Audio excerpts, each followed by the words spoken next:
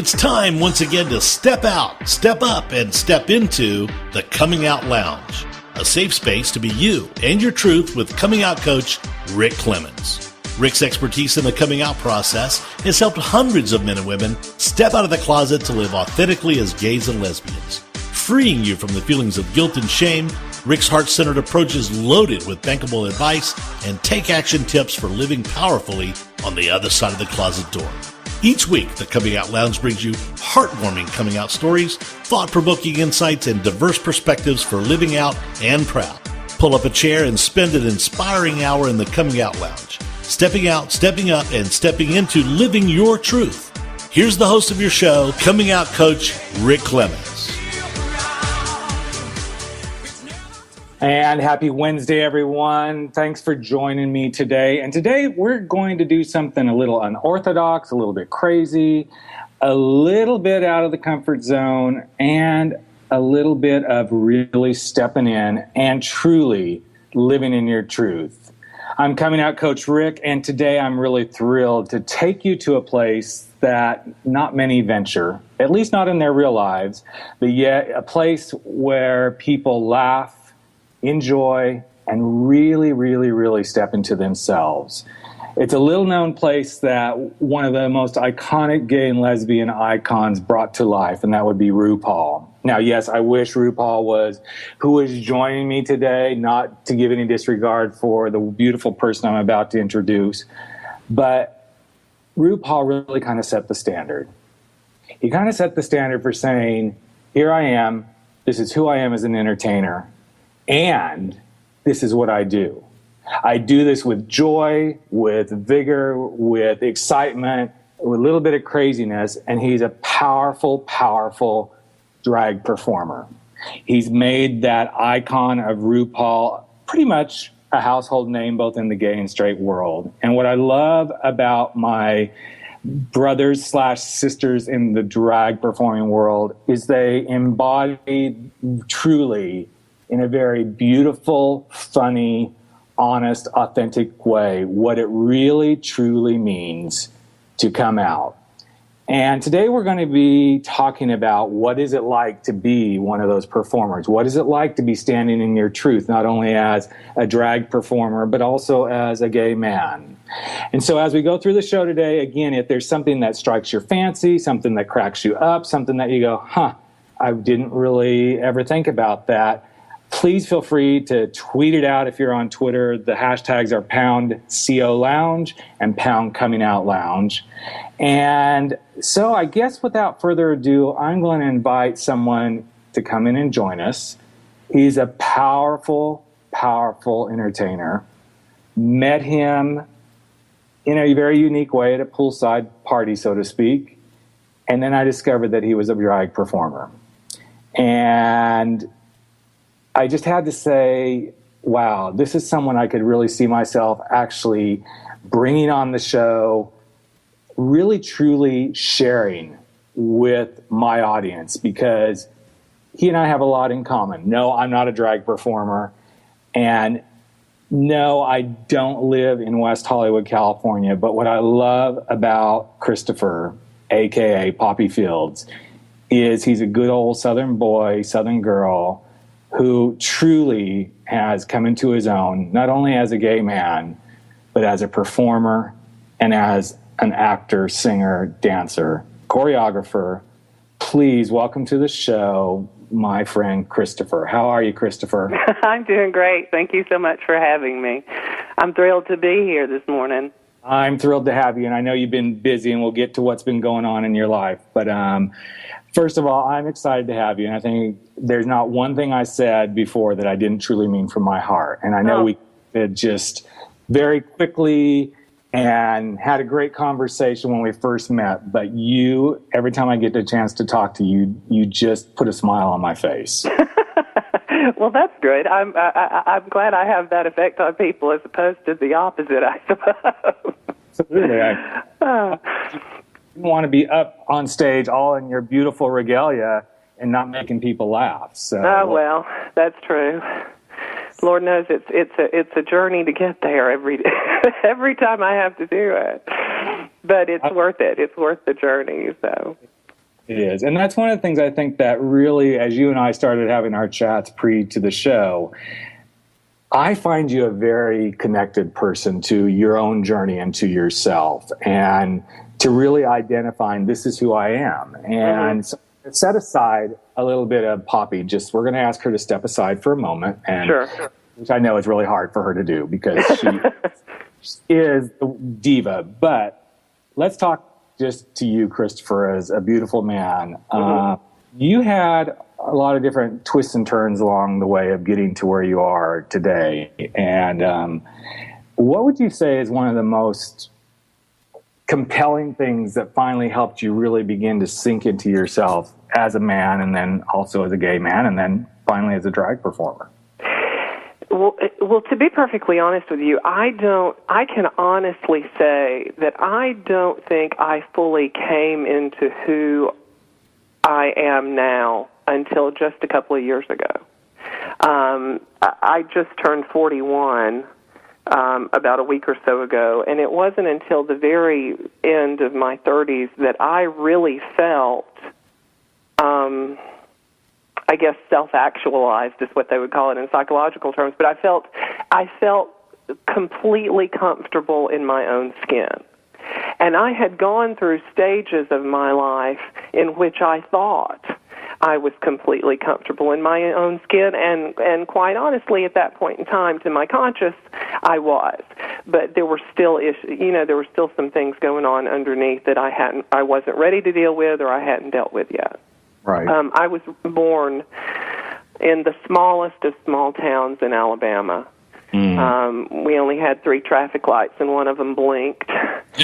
And into an unorthodox family situation in that my mother got pregnant out of wedlock, and not only was the father not in the town, but she wouldn't tell who he was, and she didn't get married. So from my very beginning, I was already in the form of the other, the quote-unquote other, because I was the only little boy without a mother and daddy in my school, and believe it or not, in the early 70s, that was the case in a small town. Everybody's mother and daddy were married, and they were not divorced, married and yet not divorced, and Exactly. And I was being raised by my mother and my grandmother and my great aunt. So I was being raised by the cast of Steel Magnolias.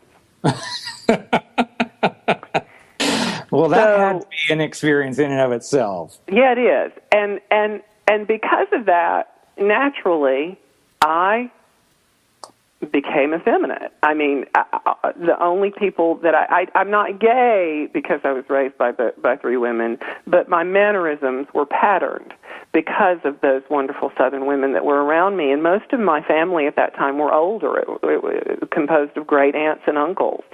I didn't have another sibling, of course, and there weren't any little boys and girls on my street to play with. So I patterned myself after these wonderful older Southern people.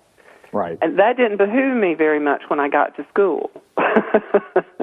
Because the Southern upbringing, and you and I briefly talked about this, but I spent part of my life in the South too, Arkansas, Oklahoma, Tennessee, Texas. And there's a very spiritual, I guess, pattern or spiritual aura to being raised in the South. Well, there is a romantic aspect to it, I suppose. I mean, we don't turn out people like Truman Capote and Harper Lee and Tallulah Bankhead for nothing. I mean, there's a lot of good mojo in the South. The flip side is, as of course, as equally beautiful as some of the romantic natures are about the South, there's some horrible natures too, and it's still, regardless of what they would say, and I think people now are very keenly aware of it. There's still racism present, and certainly if you're gay, it's difficult. I was called sissy the minute I set foot on a playground that first day of kindergarten.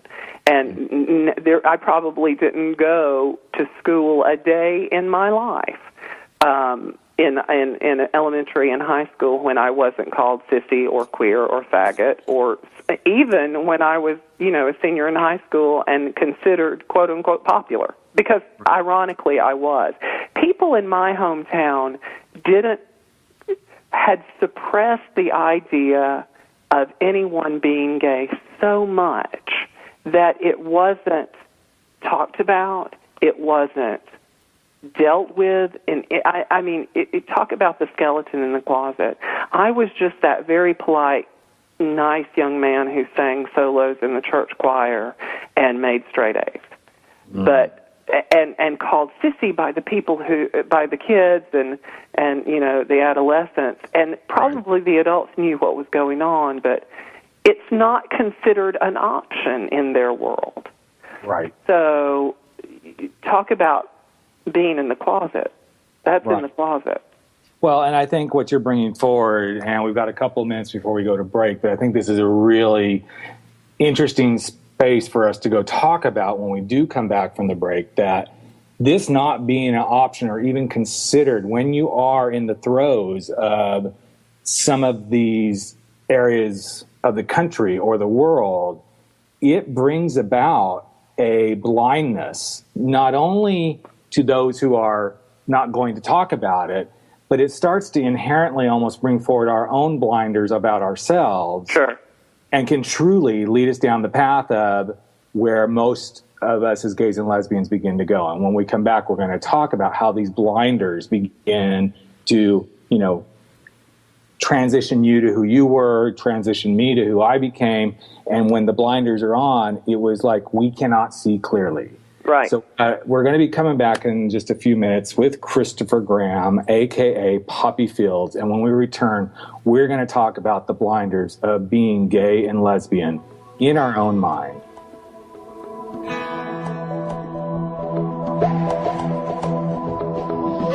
You've been listening to The Coming Out Lounge, a safe space to be you and your truth with coming out coach Rick Clemens.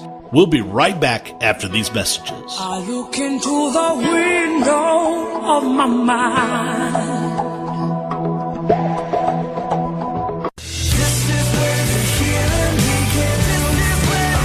Are you powerless to stop making choices that hinder your happiness, your peace of mind, your sense of fulfillment, or success? Have your choices resulted in broken relationships, job losses, and financial chaos? Then be here for Strategies for Healing from Addictions with your hosts, Gary and Sharon Worrell. Monday mornings at 9 a.m. Central on the Rockstar Radio Network.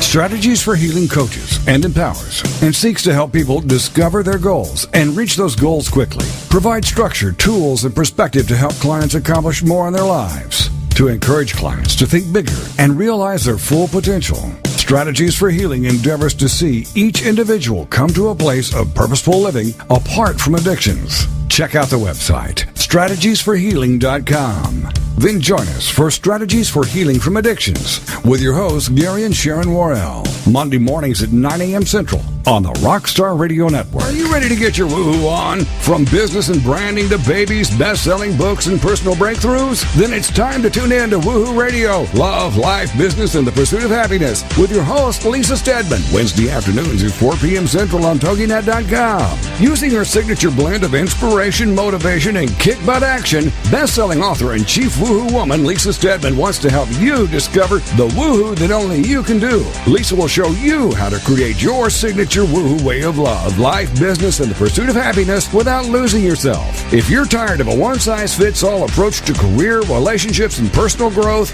get your weekly woohoo on with Lisa and her rockstar guests as they reveal their personal stories of bouncing back from boohoo of rock bottom into the woohoo of love, life, business, and the pursuit of happiness. Check out her website, LisaSteadman.com. Join us for Woohoo Radio, Love, Life, Business, and the Pursuit of Happiness. Wednesday afternoons at 4 p.m. Central on TogiNet.com.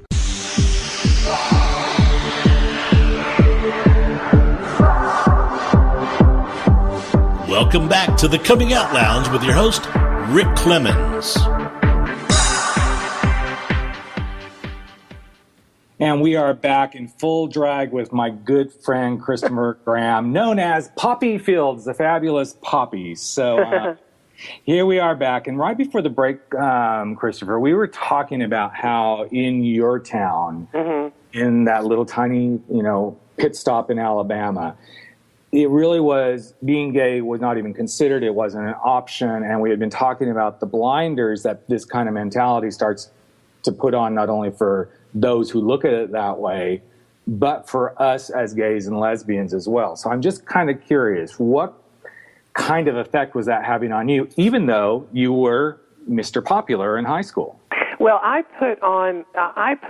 remember two distinct times in my life in which I put on blinders myself. I put on self-imposed blinders. The mixed blessing about not having a father was that I don't think I had a dominant male role model that I would be conflicted with as a gay man, because I do genuinely believe that we are genetically predisposed to be gay. So I think that was a blessing, because for the majority of my life, I have just always been, and especially my formative years and my adolescence, I just thought I was who I am. And yeah, I had to be quiet about it. And yeah, I couldn't, flamboyance resulted in me getting beat up or verbally abused. But when I was about 13 or 14, the strong religious upbringing that I had, and I grew up next door to a church, caused me to put on blinders for about 6 months, thinking that, okay, I can stop these feelings, I'll pray it away. Well, that doesn't work. It just doesn't work. And luckily, I had the sense to say, okay, this is ridiculous, move on. And I also had a wonderful best friend growing up. We came into each other's lives when we were about 12, who was also gay. And we were each other's salvation through high school, because we were developing at the same rate of speed. He was a year older than me, and we were just pretty much inseparable, and at least we had each other. I was very fortunate. I wasn't one of these adolescents who thinks they're the only one in high school. And ironically, in one of the most, conservative, Republican places possible, I wasn't alone. And I think this is a really powerful piece you're bringing forward, because, we see it on the news all the time. We hear about gay teens, lesbian teens committing suicide, and Right. This is a predominant thought process. So if anyone is out there listening right now, or you download this podcast and are listening to this, especially if you know a teen, I would love you to share this show, because this is where I think we step forward and say, you are not alone. You've heard it from It Gets Better. You've heard it from many ways, but now we're bringing it again. This message is so powerful, regardless of where you may stand. Yeah, it's just not the case. You aren't the only one out there. No. There are thousands and thousands and thousands of more poppies in the field. Well, I love that. But what I love about it is you're a testament to, you can be in the remotest place potentially on earth, outside of standing out there in the middle of nowhere and being totally alone. Then yes, you may be the only gay person in that space in that moment. Right. But in reality, there's someone right next to you somewhere in almost every space we walk in life that is having the same feelings, the same emotions, the same thoughts, fighting the same inner battle as you are. Sure. And it behooves you to at least allow yourself to understand that part of the thought process, because once you can grasp that and hold that and realize I am not alone, right, that's when the shift begins to happen. And it's only a matter of time before you find someone else who's like you. I was lucky. Michael and I believe that the universe put us together there for a purpose. I was there for him, and he was there for me. And we got through high school with flying colors, and everything was fine. I was popular because I was smart, and in my rural high school, academic excellence equated you with being liked by the teachers, and that's how I managed to make it through. But I put the blinders on again the beginning of my freshman year in college, because I went to a private liberal arts college in Alabama, very well respected, very well known, fabulous school, loved every second I was there, but it was incredibly 85% Greek, meaning 85% of the student body was either in a fraternity or a sorority. Right. So I don't know what was going through my head. I guess I thought that I was going to, okay, well, I've done the gay thing in high school in the closet, Right. So now I'm just going to be straight so I can get into a fraternity. Well, that lasted all of about 6 weeks. I went on a date with a girl in the theater department, and we are friends on Facebook to this day, and she still calls me her boyfriend because she knew what was going on. I mean, I came out to my friends in the theater department, and they're like, please, we knew before you told us.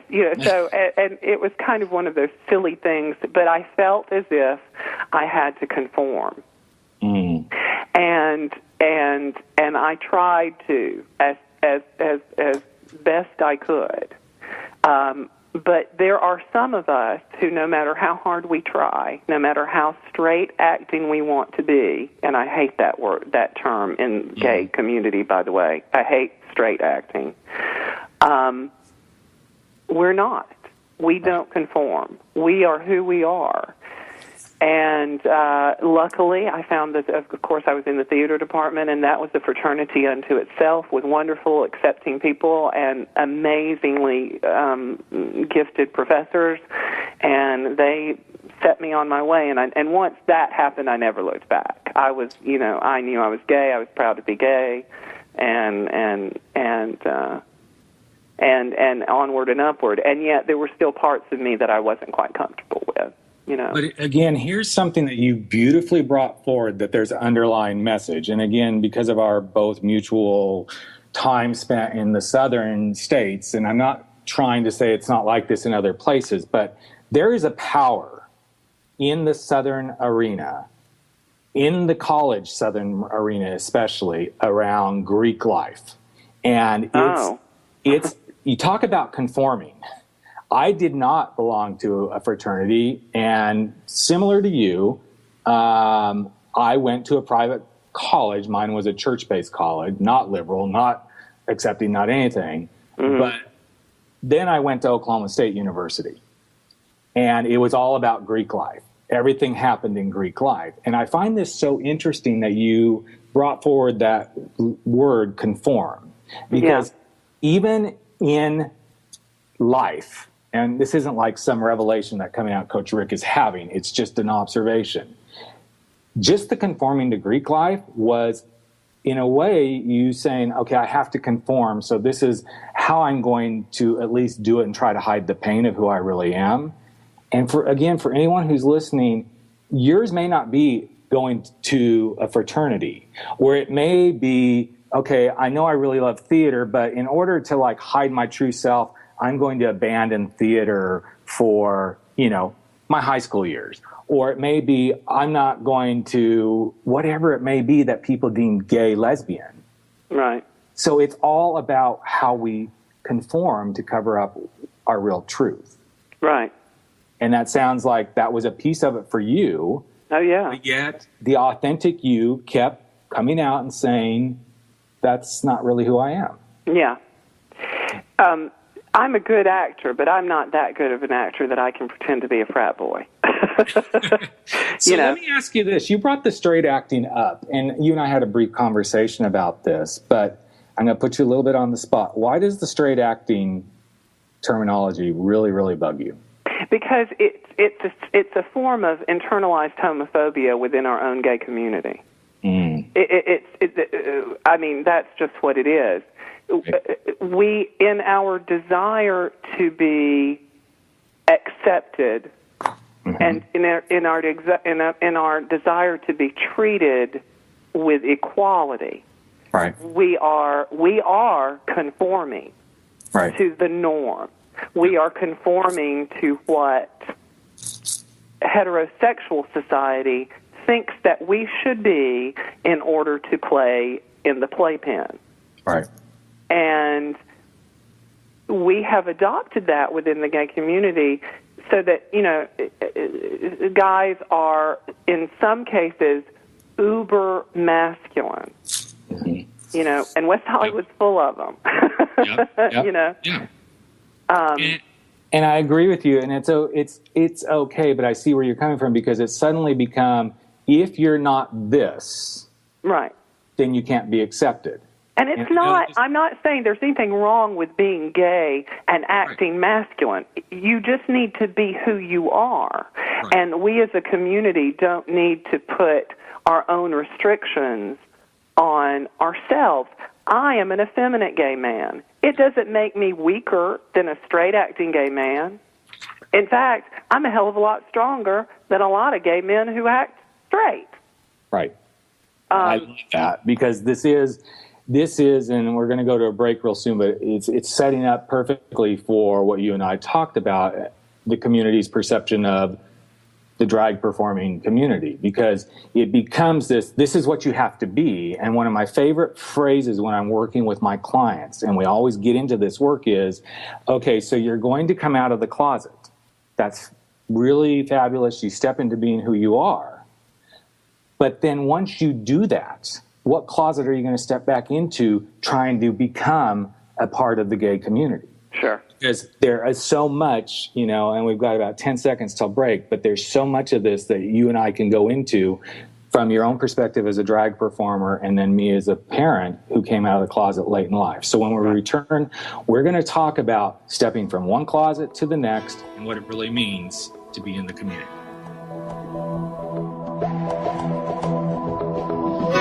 You've been listening to The Coming Out Lounge, a safe space to be you and your truth with coming out coach Rick Clemens. We'll be right back after these messages. I look into the window of my mind. It's time to awaken your creativity and unlock your greatness by listening to The Nancy Pristine Show every Thursday from noon to 2 Central Time on TogiNet.com. Nancy is also known as the Happiness and Well-Being Ambassador. She's an award-winning author and radio talk show host. And every week on The Nancy Pristine Show, you'll hear tips, stories, and tested techniques from celebrities, star athletes, and executive business people. People who have achieved greatness in their field. Everyone deserves the ultimate life. And now you can create your own success story and achieve a brand new you by listening to The Nancy Pristine Show. The intent of The Nancy Pristine Show is to give you everything you need for happiness, well-being, and success. For more on Nancy and the show, check out her website, Nancy Pristine. That's PRISTINE.com. Then listen up. You will never settle for second best again. You're going to love The Nancy Pristine Show every Thursday from 12 noon to 2 p.m. Central Time on TogiNet.com. Friday Nightcap Radio, 10 p.m. to midnight with Christy and Laura on TogiNet.com. Broadcasting from their scrappy kitchen in Greenpoint, Brooklyn. They've got nothing better to do than riff with their favorite Brooklyn-based independent vendors, artists, bands, bartenders, foodies, weirdos, and news stories. Featuring the live studio audience. Betty Rehab and the Gay Boys. Sex and dating commentary with the Impersonals. The unknown political masked man. And people who kind of know stuff. Stream on after your long week.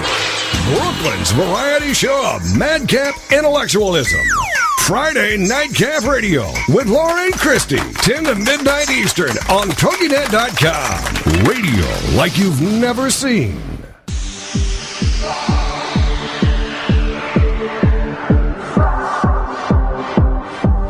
Welcome back to the Coming Out Lounge with your host, Rick Clemens.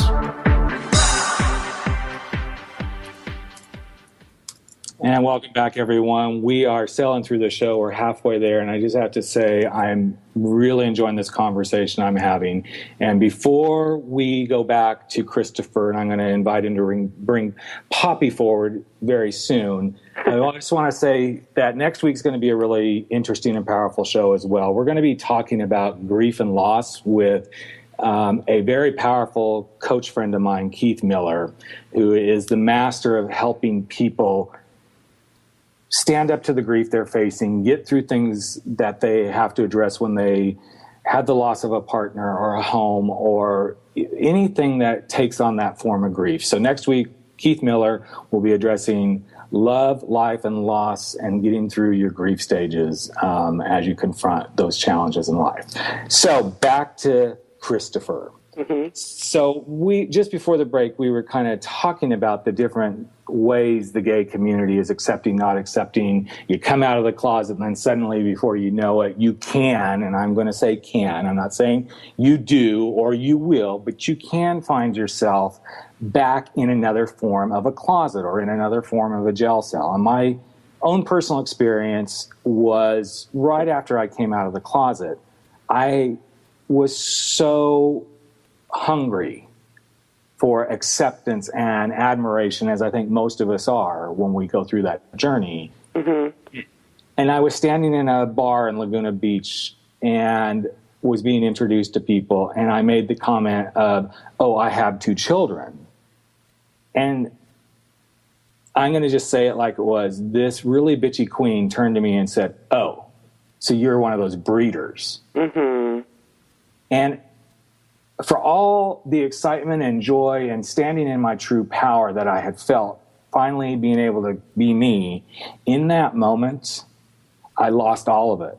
Yeah. And for a few weeks following that, I started literally not talking about anything personally when I was in the company of the community, because I was afraid that, God, I'll never find love, I'll never find friends because of that one comment.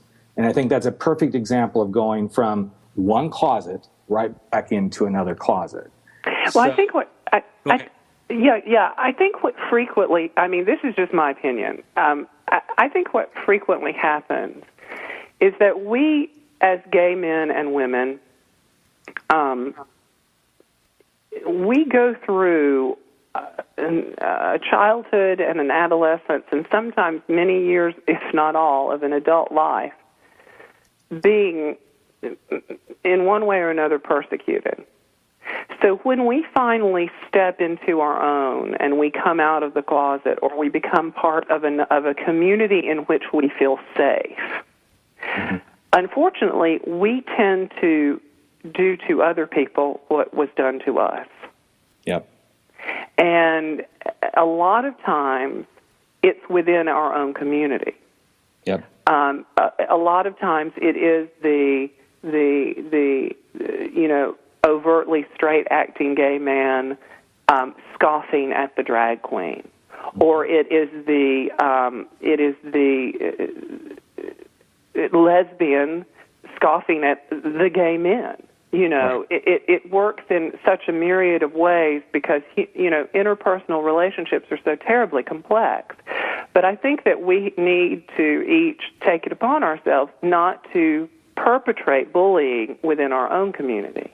Because that's what was when you were called a breeder, aside from it being incredibly offensive and makes us sound like some sort of alien race, right. Calling something a breeder, it's bullying. Right. Yep. And I have, even as recently as a few years ago, I've been part of gay groups, and there were bullies in that. Yep. Bullying. And it's really, it can be found anywhere in society. So sure. I'm not going to say it's just a gay lesbian, thing. Absolutely not. No, it's not just. I think it does become exacerbated in the gay, and I love my gay brothers, so I'm probably going to piss them off if they're listening right now. But I do think it gets exacerbated to a great degree in the gay male community and in the lesbian community, but for some reason, I think gay males, if you don't have the six-pack and you don't rock your world with the perfect teeth and you don't have, the nice ass and you don't dress to the nines, there's just a lot of this that comes forward. Yet, this is the thing we all strive for, was some form of acceptance. And as you so beautifully said, we suddenly become the perpetrator of bullying in numerous ways, and we don't even realize it. And it's because we have very, very deep-seated shame.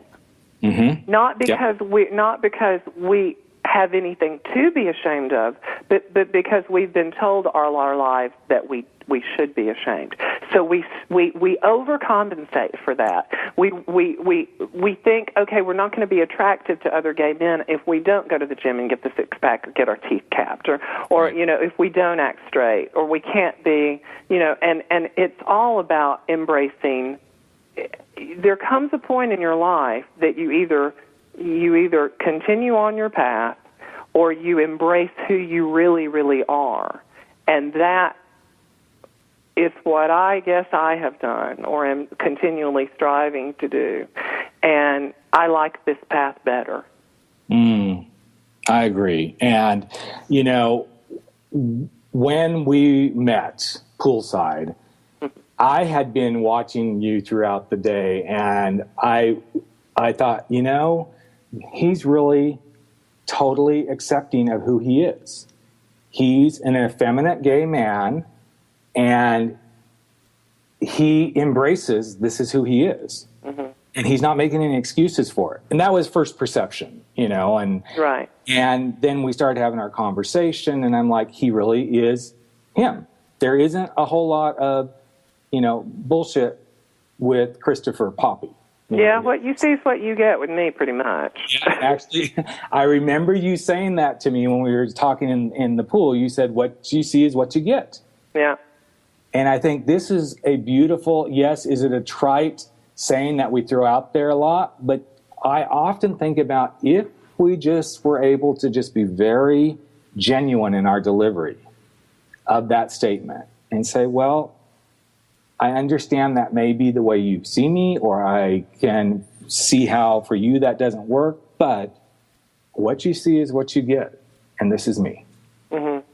I think it's really powerful. And there's a flip side to this too that I haven't really that I think bears stating, so it doesn't seem like I'm so anti-masculinity. There's also a conformity that some people accept when they come out. I don't think this is as much the case now as it used to be, but I do see it sometimes, is that I come out as gay and all of a sudden I am the biggest flaming queen in the world. I adopt all the feminine affectations, and I say marry this and marry that, and girlfriend and all this kind of stuff. And that's another closet I put myself into. Right. And that's all well and good if that is who you are. And trust me, there are many people that is exactly who they are. Absolutely. And I think this is a very valuable part of drilling into ourselves. The coming out is a very spiritual journey. Mm-hmm. And when you dig in deep and you start to drill into that self and you start to ask yourselves, what do I value? What do I really want? What do I desire? And so I'm in my little coach mode right now. But it becomes, when you can really see truthfully this is who you are, then you begin to draw more into alignment. When I first came out, what you just described, not exactly was I a big flaming queen, but I went and got my ears pierced. Right. I had to have, some form of a rainbow piece of jewelry. Right. It was like all this stuff started coming up, and it was my battle to try to say, look at me, this is who I am, I'm gay, and this is what my self-actualized perception of gay meant at that time. Right. And that's absolutely fine. Yep. There's nothing wrong with that. Right. But because, that's part of I think that's also with anything. That's like, you go out and buy all the toys when you start, and I don't know what I'm trying to say, but no, what I'm trying to make is that after a while you settle into, okay, this is really who I am, or these are just bells and whistles that I've put upon myself. So speaking of bells and whistles, who is Poppy? Tell us about Poppy. It's time for her to really come play with us for a little bit. Well, I want to go back to the history. I want to kind of do the evolution of this. That would be great. I was, when I was in college, I was bound and determined, that I was going to go into musical theater. That was my degree, and that's what I was going to do. And but I, as many do, one Halloween, dressed in drag and, went out to the clubs and people were very complimentary. So I was actually a drag queen in college, unbeknownst to a lot of people for the last 2 years that I was there. And I did pageants and, drag in the South is taken very seriously. But I was like a show queen, a bar queen in a lot of those places. And then I completely put it away because I left school and, blessedly started working and was, viably employed more or less. There were a couple of dry spells for the next, 10, 15 years in musical theater. But along the way, there were always opportunities for me to do drag. I actually played roles professionally in drag several times. And I would always, pull it out to entertain cast members and what have you. I really want to get into that, Christopher. We've got just about 30 seconds here before we go. So I think this is a really good place for you to bring Poppy forward because you're going to share how this evolution came forward as soon as we come back from the break. Okay, great. And let Poppy loose, finish hearing this story as soon as we return. Okay.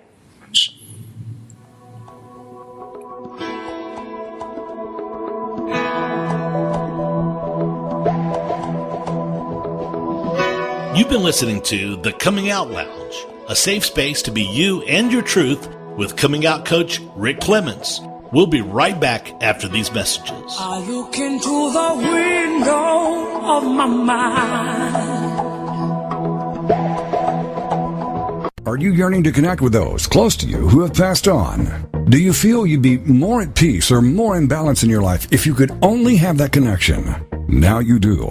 It's time for Alex Laws and the Alex Laws Hour. Wednesdays at 2 p.m. Central here on the Rockstar Radio Network. Alex discovered an incredible balance that allowed him to listen and receive messages from the other side. Not your traditional psychic medium, Alex has spent the last 27 years as an endurance athlete and entrepreneur. At the core of Alex's abilities is his knowing that in order to open one's soul to the universe, one must open their heart to being authentic. The wisdom Alex has shared from those beyond the veil has helped at an international level and changed people's lives and sometimes too their direction in life. Need help with your life or business direction? Tap into the spiritual realm of Alex Laws. For more information, check out alexlaws.com.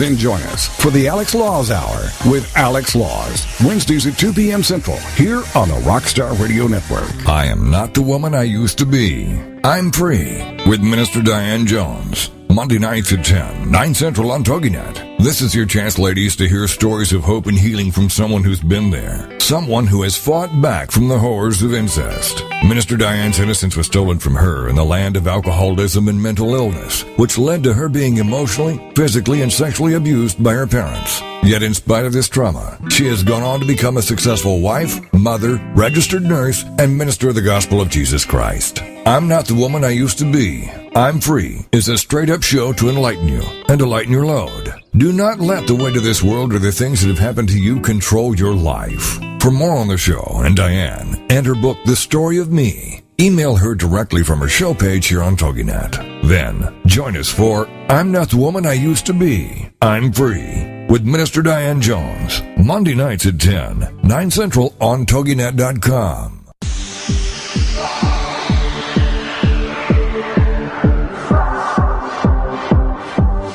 Welcome back to the Coming Out Lounge with your host, Rick Clemens.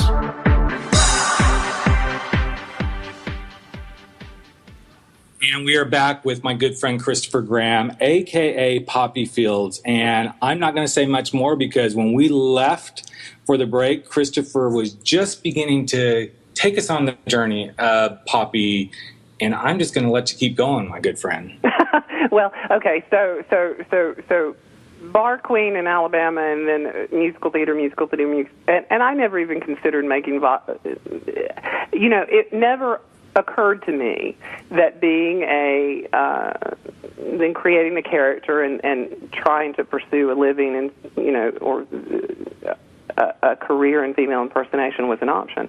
But a couple of years ago, I went through a life, kind of a transition in my life. I left a group that I had been working with for quite a number of years as a performer and as a choreographer, and it was not the best of experiences. The parting was not very good, and I went through a period of time in which I was very depressed and really felt as if I was done. My performing life was done. And long story short, within that dark night of the soul, Poppy was born, through the coaxing of a couple of very dear friends of mine, one of which was Miss Coco Peru, actually, who I'm sure many people know from Trick and Girls Will Be Girls. And Poppy began, and my friend, another friend of mine, my performing partner, Todd, we had talked about putting an act together for many years and had just not done it. And so we started working on a Christmas show, and last Christmas we did Mac and Poppy's It's Christmas, and Poppy was born. Poppy, we now have done the Christmas show. We did a show in April, which is the show that we have remounted now, and that we will be doing tonight here in Los Angeles. But to a sold-out crowd, no less. Yes, well, almost. We have a few seats left for tonight, but almost. And she's just fantastic. Poppy is, she's an extension of me. She's a lot of my grandmother and she's really, quite frankly, a lot of my great-aunt Johnny May, who was a Southern, she was, a Blanche Dubois, if there ever was one, but not quite so crazy, but close. And, she is an amalgamation of lots of different female performers that I have admired, and, Mitzi Gaynor and Ann Miller and Carol Burnett and Lucille Ball, and, all wrapped up into the package that is me as Poppy. And Poppy, go ahead. Comes to life. What kind of joy do you experience? That's a great question. I have never been, when I am performing as Poppy, and I've said this to a couple of people, I have never been more at home on stage because it's really everything that I love doing on stage, singing and moving and acting and being funny, first and foremost being funny, hopefully, and making people laugh, making people, entertaining people, and at the same time getting to be exactly who I am and wearing fabulous outfits. It's really a dream come true. It's making the outside go with the inside, and to a degree. Now, when I am not Poppy, I like being a boy. I don't particularly love shaving every inch of my body all the time, but you do it because that's the transformation that you have to, and I do it very seriously. But you stand on stage and you're like, this is what I am, and people enjoy it, and that's a tremendous validation. But I find this really interesting that you just said, this is who I am, because there comes that underlying theme of Christopher's own value system shining forward. This is who I am, just, that's what you already said prior in the show. This is me, accept me or not, but this is really who I am. Yeah. Period. Yeah. And Poppy is one facet of me. You know, she's me, you know, with the dial turned to one direction. Right. But that's a part of who I am. And we are all composed of different facets to our life and our personality, and each one is valid and viable. Well, I mean, unless you're a serial killer, but... Right. Exactly. But this is one of the things that I observe in working with my clients is once they dial in and say, okay, this facet of me being gay or lesbian is one piece of me. When that acceptance starts to happen, it's always so interesting because then other pieces and facets of themselves begin to get accepted more so. So, for instance, when I came out, I began to really accept myself as a gay man, but then I also began to accept myself as a big, stocky gay man. Right. In that moment when I started to actually accept that body liberation piece of myself, it was so interesting to watch suddenly the weight started to drop off of me. Not because I was consciously trying to lose weight, but it was, here's another piece of me I'm finally accepting. And so no longer was it a piece that I was using to hide myself. And just ironically, the weight dropped off. And I've seen this happen with numerous clients that I've worked with. As soon as that little piece of acceptance starts, it becomes a snowball effect in other areas of their lives. Well, because what it is it's blocking you. That's a door closed. Right. And until you can open the door, you're never going to get through the house. Right. I love that. Until you can open the door, you're never going to get through the house. Well, that's a real country way of putting it. But something tells me it came from someone pretty special to you that brought that phrase forward. That's my grandmother talking. That's right. You know, it's we just have to. I hate it when people say, you know, I'm gay, but being gay doesn't define me. Well, no, it doesn't. And yes, it is it is just a part of who we are. But I think to be a gay or a queer, whatever you want to call us, gay, lesbian, bisexual, transgender, transsexual, you know, questioning, whatever, we view the world through a different set of lenses. And that's a beautiful, and we have a unique way of looking at things that translates into some incredibly beautiful things, whether they're books or dances or songs or art or activism or any number of the talents that we have as human beings. Being gay makes us perceive the world in a different way, and quite possibly we are here so that other people can through us can perceive the world in different ways. And I think I don't think that we should just relegate it to, well, that's what I do in bed. Right. No, it's who we are. It's I just love what you just said about we are here to help other people perceive the world in different ways. And I think even if that means we're challenging them or we're going up against their belief systems or we're causing them to laugh with us or at us, this is the beauty, and I'm going to take what you just said and take it beyond just being gay. This is what we're all here for. We are all here for helping each other see the world in a different way. And evolve. We're here to help each other evolve. Evolution didn't stop when we, you know, when our arms stopped dragging the ground. Exactly. You know. And here's something back to your statement about how you said you don't like it when someone says being gay defines me. And I've had a couple of clients actually, as we worked, bring that up and go, well, I realize now that being gay really defines me. And that's when I challenge them. Mm-hmm. Because then I say, so being a man doesn't define you, or, being a redhead doesn't define you, or, of course, as a coach, that's part of what I do is challenge people.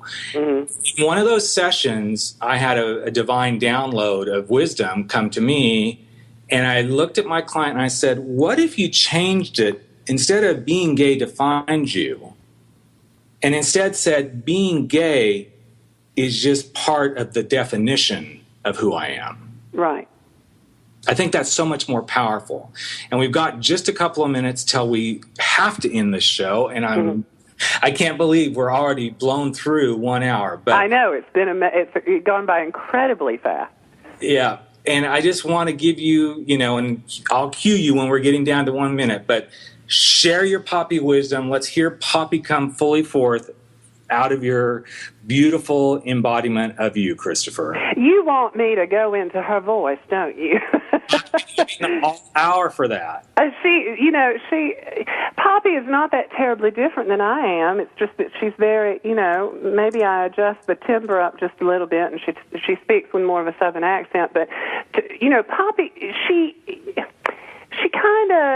she's a smart woman, but she's Poppy is kind of like the showgirl equivalent to Rose Nyland on The Golden Girls, mixed with a healthy dose of Blanche. That's exactly how you sounded. And we've got about a minute till we end, so I want to make sure everybody knows where to find Poppy. So the website that we can www.mackandpoppy.com, MACKANDPOPPY.com. That's so cool. And you are getting ready for your show tonight, but you're also going to be doing a Christmas show again. We're going to be remounting the Christmas show. I'm on Twitter at Poppy's Tweets. I'm on Facebook at Poppy Fields. All those places, and all of my information about our upcoming shows are on those places as well. So that's excellent. So I just want to say again, thank you, Christopher. We've got 10 seconds. I love you. Thanks for coming. Thank you, Rick. Yourself, coming out fully and bringing your beautiful gift to the world so others can have a different perspective on who you are and who we are as humanity. Have a great week. Look forward to talking to everyone again next week, and step out, step up, and step in every day to being yourself.